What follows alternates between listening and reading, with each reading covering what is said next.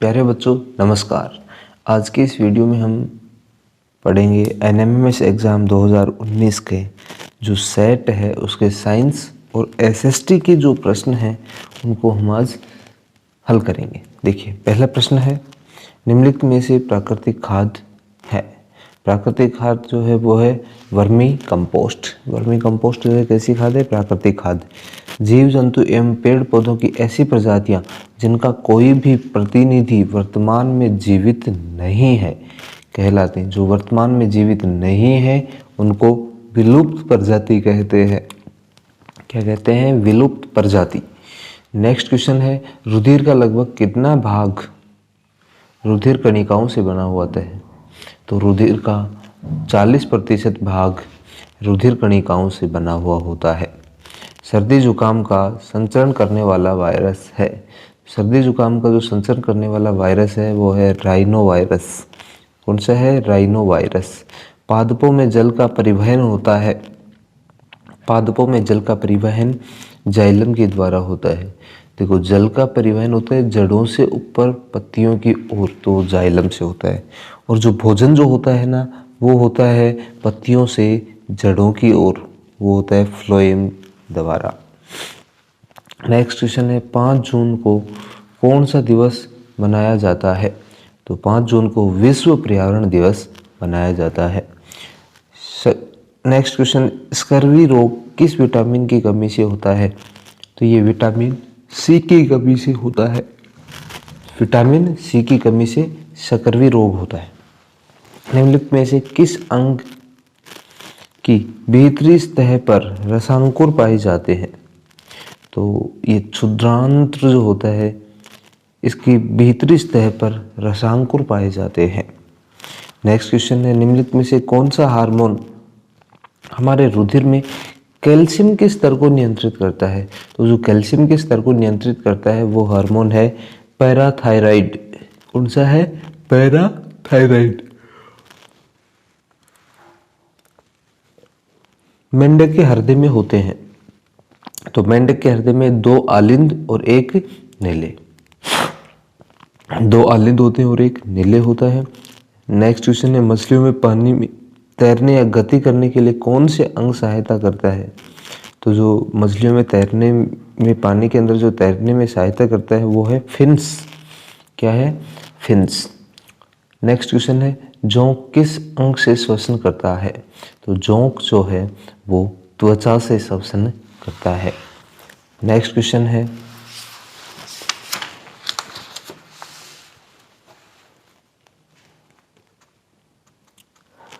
निम्न में से वक्षीय कंकाल का भाग है? तो वक्षीय कंकाल का भाग है वो है पसली। क्या है? पसली। नेक्स्ट क्वेश्चन है, वन में सड़े गले मृत जीवों से अपना भोजन प्राप्त करके प्राकृतिक आवासों को स्वच्छ रखने का कार्य करता है। तो इसका राइट आंसर होगा सियार। वायु उदाहरण है। वायु किसका उदाहरण है? ये एक मिश्रण का उदाहरण है। वायु क्या है?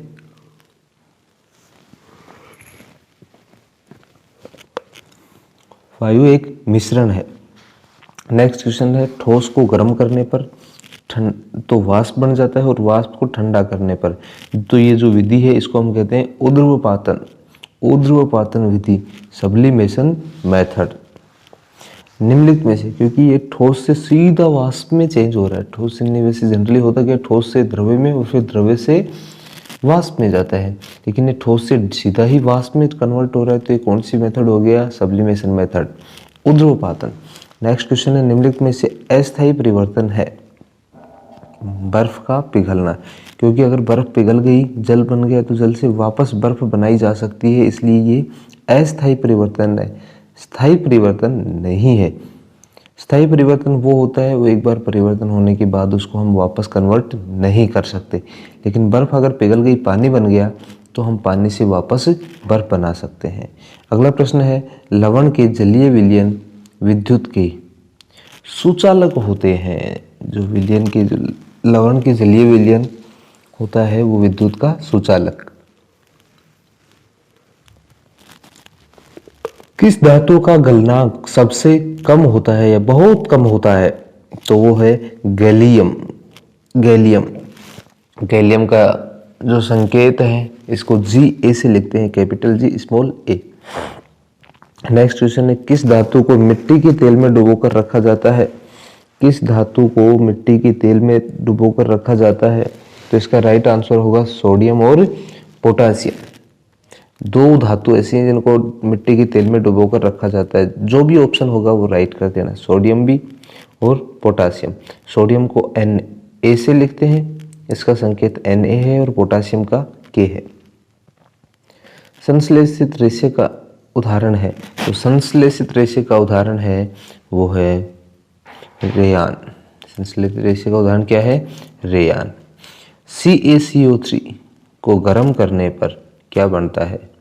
ये CaCO3 को गर्म करेंगे तो हम अपने पास बढ़ेगा CaO plus CO2 gas, carbon dioxide gas. तो अभिक्रिया मोस्ट इंपोर्टेंट है, इस अभिक्रिया को याद रखना। ये 2 बार एग्जाम में आ चुकी है। रसोई के बर्तनों के हैंडल बनाने के लिए ये भी मोस्ट इंपोर्टेंट क्वेश्चन है, बहुत बार एग्जाम में आया हुआ है। रसोई के बर्तनों के हैंडल बनाने में उपयुक्त पदार्थ है तो ये होगा बेकेलाइट। द्रव्य अवस्था में पाई जाने वाली अधातु है। देखो, द्रव्य अवस्था में पाई जाने वाली धातु तो है पारा, लेकिन अधातु इसमें पूछा है अधातु, तो अधातु होगी ब्रोमीन। पथमापी से मापन होता है, पथमापी से हम क्या मापते हैं? दूरी को। फिर दाब का मात्रक है, दाब का मात्रक जो है क्या है? पास्कल जो है दाब का मात्रक है। नेक्स्ट क्वेश्चन है, इंद्रधनुष बनने की परिघटना कहलाती है। जो इंद्रधनुष बनता है वो घटना क्या कहलाती है? उसको विक्षेपण कहते हैं। क्या कहते हैं? विक्षेपण। नेक्स्ट क्वेश्चन है, कार के पीछे के दृश्य को देखने के लिए किस प्रकार के दर्पण का उपयोग किया जाता है? तो कार के पीछे के जो दृश्य को देखने के लिए उत्तल दर्पण का उपयोग किया जाता है। ऊर्जा का मात्रक क्या है? ऊर्जा का मात्रक जूल है। पृथ्वी के लिए प्लाइन वेग, ये क्वेश्चन भी 2 बार आ गया बेटा। पृथ्वी के लिए प्लाइन वेग है 11.2 किलोमीटर प्रति सेकंड। इसमें विशेष ध्यान रखना, ये सेकंड 11.2 किलोमीटर प्रति सेकंड, क्योंकि ऑप्शन में मिलेगा 11.2 किलोमीटर प्रति घंटा, 11.2 किलोमीटर प्रति मिनट और 11.2 किलोमीटर प्रति सेकंड। तो इसमें सेकंड वाला जो होगा वो राइट आंसर होगा। निम्नलिखित पदार्थों में से किसका उपयोग थर्मामीटर में किया जाता है? तो पारा का उपयोग जो है वो थर्मामीटर में किया जाता है, और पारा का जो संकेत है वो है Hg। किस उपकरण में विद्युत ऊर्जा का उष्मा ऊर्जा में रूपांतरण होता है? किस उपकरण में विद्युत ऊर्जा का उष्मा ऊर्जा में रूपांतरण होता है? तो विद्युत हीटर जो होता है उसका वो विद्युत ऊर्जा को उष्मा ऊर्जा में रूपांतरित करता है। भारत द्वारा अंतरिक्ष में भेजे गए प्रथम कृत्रिम उपग्रह का नाम है? तो भारत द्वारा अंतरिक्ष में भेजे गए प्रथम कृत्रिम उपग्रह आर्यभट्ट था। माजुली द्वीप स्थित है। माजुली द्वीप कहाँ स्थित है? ये ब्रह्मपुत्र नदी में स्थित है। जो ब्रह्मपुत्र नदी है उसमें ये माजुली द्वीप असम में है। वायुमंडल में कार्बन डाइऑक्साइड का प्रतिशत है, देखिए ये इंपॉर्टेंट क्वेश्चन है। नाइट्रोजन का तो 78% और कार्बन डाइऑक्साइड का 0.03%। पृथ्वी पर मौजूद समस्त जल का कितना प्रतिशत जल पीने योग्य है? तो कुल जल का 3% है वो पीने योग्य है, बाकी 97% महासागरों में है, जो खारा है वो पीने योग्य नहीं है। वह भूमि जिस पर फलदार वृक्ष उगाए जाते हैं कहलाती है। जिस पर फलदार वृक्ष उगाए जाते हैं उस भूमि को हम उद्यान भूमि कहते हैं। अपिको आंदोलन का संबंध किस राज्य से है? देखो, चिपको आंदोलन तो उत्तराखंड से संबंधित है, और सुंदरलाल बहुगुणा और गौरा देवी उनसे संबंधित है, लेकिन अपिको आंदोलन का संबंध है कर्नाटक से। रसदार फलों वाले वन पाए जाते हैं। रसदार फलों वाले वन को भूमध्य सागरीय वन किस नाम से जाने जाते हैं? इनको भूमध्य सागरीय, भूमध्य सागर में पाए जाते हैं, इसलिए इनको भूमध्य सागरीय वन भी कहते हैं। नेक्स्ट क्वेश्चन है, जनसंख्या 2011 के अनुसार राजस्थान का लिंगानुपात है। तो राजस्थान का जो लिंगानुपात है 928। जनगणना 2011 के अनुसार राजस्थान का साक्षरता प्रतिशत है तो वो है 66.2। 11%। राज्य के मुख्यमंत्री को नियुक्त करता है, राज्य के मुख्यमंत्री को राज्यपाल नियुक्त करता है। अंत्योदय योजना का संबंध है, अंत्योदय योजना का संबंध है खाद्य सुरक्षा से। किससे है? खाद्य सुरक्षा से। इसके साथ साथ ध्यान रखना ई मित्र का संबंध है ई गवर्नेंस से। और जो मनरेगा है, महात्मा गांधी नरेगा योजना, उसका संबंध है ग्रामीण रोजगार से। नेक्स्ट क्वेश्चन है, वाहन चलाते समय निम्नलिखित में से आवश्यक नहीं है। तो वाहन चलाते समय ड्राइविंग लाइसेंस भी होना चाहिए, लेकिन उच्च शिक्षित होना कोई जरूरी नहीं कि उच्च शिक्षित हो तो ही वाहन चल, तो इसके लिए उच्च शिक्षित होना कोई आवश्यक नहीं है। नेक्स्ट क्वेश्चन है, अंकोर वाट का विष्णु मंदिर स्थित है। यह है कम्बुज या कंबोडिया। अंकोर वाट का विष्णु मंदिर कम्बुज में है या कंबोडिया हो तो कंबोडिया आंसर हो जाएगा। निम्नलिखित में से हर्ष केस में प्रचलित कर नहीं था। तो रत्न जो है वो हर्ष केस में प्रचलित कर नहीं था। तो हर्ष के समय जो प्रचलित कर थे वो कौन कौन से थे? बाघ, हिरण्य और बलि। ये 3 कर जो है ये हर्ष के समय में प्रचलित थे, बाघ, हिरण्य और बलि। तो ये तीनों प्रचलित थे और चौथा ऑप्शन जो भी होगा वो उस समय प्रचलित नहीं था। हमीर महाकाव्य के रचनाकार का नाम है, हमीर महाकाव्य के रचनाकार का नाम नयन चंद्र सूरी। क्या नाम है? नयन चंद्र सूरी। नेक्स्ट क्वेश्चन है, लोहागढ़ किले का निर्माण किस शासक ने किया? लोहागढ़ जो किला है उसका निर्माण जो है महाराजा सूरजमल ने किया और ये लोहागढ़ किला भरतपुर में है। नथमल हवेली स्थित है, नथमल हवेली जैसलमेर में है, नथमल हवेली जैसलमेर में है। इसके साथ ही एक और क्वेश्चन आता है, पटवों की हवेली, तो वो भी कहाँ है? जैसलमेर में। ननकाना साहिब किस संत का जन्म स्थान है? तो ये गुरु नानक जी का जन्म स्थान है। अवनद्य वाद्य है, अवनद्य वाद्य का उदाहरण है ढोल, नगाड़ा।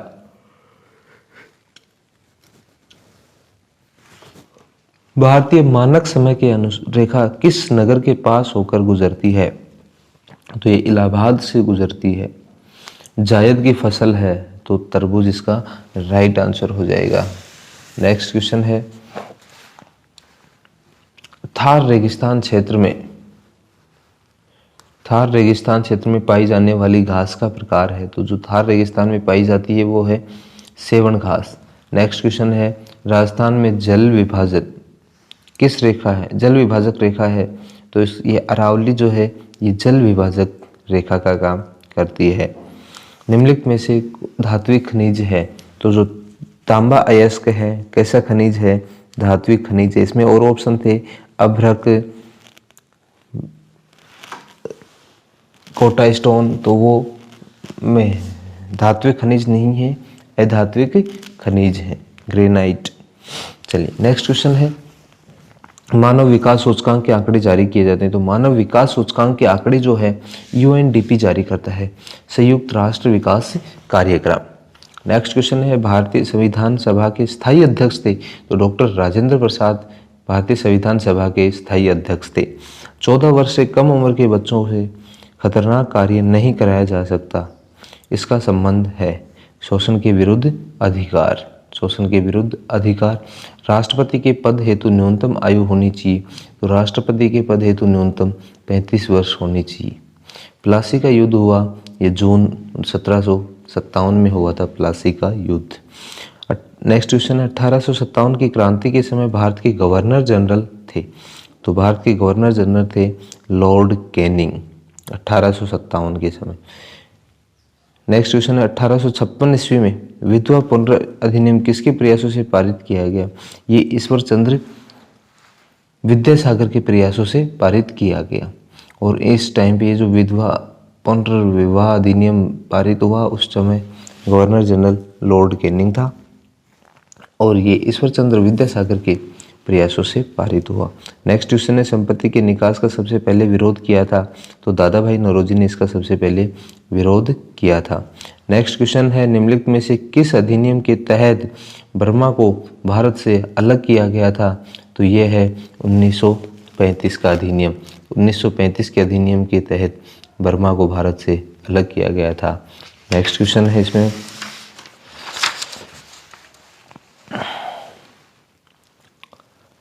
भारत की थल सीमा की लंबाई, तो भारत की थल सीमा की लंबाई है 15,200 किलोमीटर। नेक्स्ट क्वेश्चन है, रामकृष्ण मिशन की स्थापना किसने की? तो रामकृष्ण मिशन की स्थापना की थी स्वामी विवेकानंद जी ने। किसने की थी? स्वामी विवेकानंद जी ने। डाकन प्रथा पर सर्वप्रथम रोक लगाने वाला राज्य था। डाकन प्रथा पर सर्वप्रथम रोक लगाने वाला राज्य उदयपुर था। तो आज की इस वीडियो में इतना ही। अगर आप हमारे चैनल पर नए हैं तो चैनल को सब्सक्राइब ज़रूर करें, जिससे आपको हमारे आगे वाली जो वीडियो है इससे रिलेटेड एनएमएमएस एग्ज़ाम से वो आपको मिल सके। ओके।